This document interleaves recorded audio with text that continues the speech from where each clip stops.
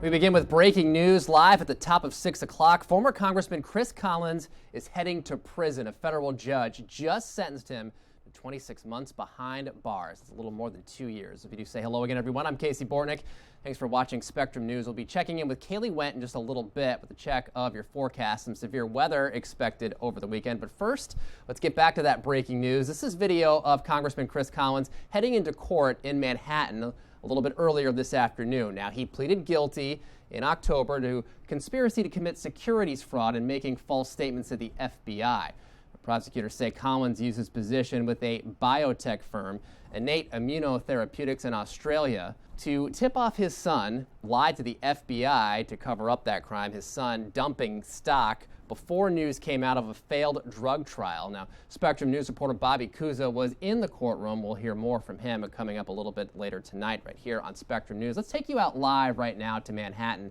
Now, this is the view from our cameras out there. The media is assembled and awaiting the U.S. Attorney to come out and speak. U.S. Attorney Jeffrey Berman, who was recommending a much tougher sentence on Chris Collins. He wanted the maximum, which was a little under 5 years. Of course, the judge decided for 26 months behind bars. The probation department had opted for a year and a day. All right, let's get some analysis now on what's going on. Jack O'Donnell, political analyst. He's a lawyer himself. You've been following this, and really, who hasn't here in Western New York? The saga of Chris Collins here, from his time as county executive to a congressman and his resignation. Now we know he's going behind bars for 2 years. Are you surprised? I don't know that I'm surprised, right? He pled guilty. We saw the recommendation both from parole and both from the prosecutors. And I think, as we heard from the judge today, it's a very serious crime. Here's Chris Collins coming out. Let's take you out there to Manhattan. He is leaving the courtroom right now. Here's a live shot. It's kind of breaking up, but you can see him walking out. Interesting to see if he stops and talks to the media. It doesn't look like he is going to. And he has left our view there as we bring Jack O'Donnell back in there. Chris Collins has left the courtroom. He will surrender for his sentencing and serve his time at a later date. And we could see an appeal here. So this is not him going to jail immediately, even though he was sentenced to 26 months behind bars. Back to what happened today. We were kind of following what was happening in the courtroom as it was happening through technology here. We're watching the tweets. He did make an appeal where he apologized that he took responsibility for what he did. Even before we got here, he's resigned his seat long ago. Did that have a factor in here, him taking responsibility, or was it a little bit too late for him to not see jail time? Well, I think clearly it was too late for him not to see jail time, but I expect that it was a factor, right? The fact that he did plead guilty, right? So some of the charges were dropped. He pled guilty to a smaller amount, and I think that probably helped him when it came to the sentencing. But you know, we heard from the judge today that the judge thought this was a really serious crime, both for its impact on the public, the betrayal of the public trust, but also Collins as a board member of the biotech company, and how this was a crime that really kind of hit at the heart of our financial system. That's tough language. Right. I mean, you heard this when he pleaded guilty from the U.S. Attorney Jeffrey Berman, who we expect to hear from here in just a little bit, that he had a part in writing the laws, and then he went ahead and he broke the law, and that's what he kept pushing as his case to try to see Congressman Collins, former congressman now, sentenced to the maximum here in this case. I want to go back to a point you just made, because we often hear in these kind of financial white-collar type crimes that they are victimless crimes. They're nonviolent, so that's why the judges are lenient, and that's why they should be lenient on them. But we did have a case here where Chris Collins told his constituents that he was innocent, and he sat for re-election. And he went ahead, ended up saying, oh, by the way, after he won re-election, that, well, that's not true. I did do something wrong here. And now that seat's vacant. And it's been vacant for months, and it will continue to be vacant at least until April 28th, when the special election will be held.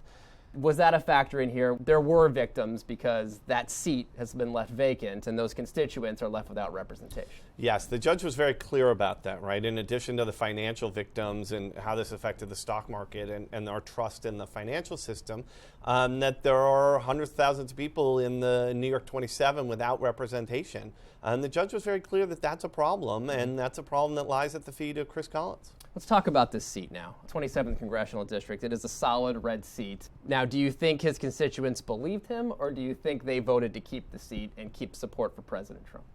Look, I'm sure there were some constituents last year in the election who said, I know Chris Collins, he would never do something like that. Mm-hmm. But I think the majority of voters on either side were making a decision based on, what they want their representative to do. It's not just who he or she is, it's what do they stand for? What's their party? And especially in New York 27 and increasingly across the country in this day and age, it's do you support the president? Right. Going forward, obviously this is a seat that's still a red seat, even after this sentencing. There is a Democrat, Nate McMurray, who has said that he wants to run again. Does this affect anything? Does the fact that now he's been sentenced to time behind bars, does this change the dynamics of that seat, or does a Democrat still face an uphill battle regardless of who the candidate is? I think regardless of who the candidates are, a Democrat faces an uphill battle, right? In some ways, this sentencing allows Republicans to sort of close the door, say this is off, it's time to focus on tomorrow and the future, and sort of put this away, right? In the middle of the election last year, Chris Collins was leaving, and then he wasn't leaving, and then he was leaving, and he wasn't.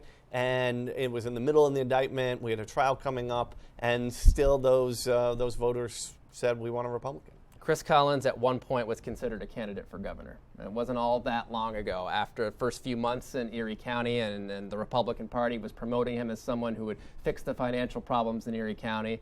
Didn't necessarily turn out to be the case, as years later a Democrat beat him after one term. He went to Congress, became a national figure under the Trump administration right away. Have you seen a fall as steep? I'm sure you have seen a few, but there's very few that are this steep of a fall, aren't there? Absolutely. I mean, this is remarkable, sort of what happened with Collins, with his national profile, in a safe congressional seat.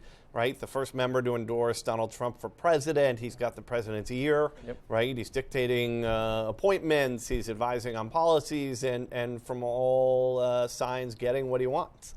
To go from there to being sentenced to 2 years and 2 months in prison, that's quite a fall. All right, Jack O'Donnell spending some time with us tonight after the sentencing of Congressman Chris Collins. Just want to recap for those of you who may be tuning in just now. Former Congressman Chris Collins sentenced to 26 months behind bars. No date at this point of when he will surrender to face that sentence or whether or not his lawyers plan an appeal. We'll have much more on that coming up. We also expect to hear from the U.S. Attorney. Our cameras are set up live outside the courtroom, the federal courthouse in Manhattan. We'll bring that to you as soon as it happens. So keep it right here.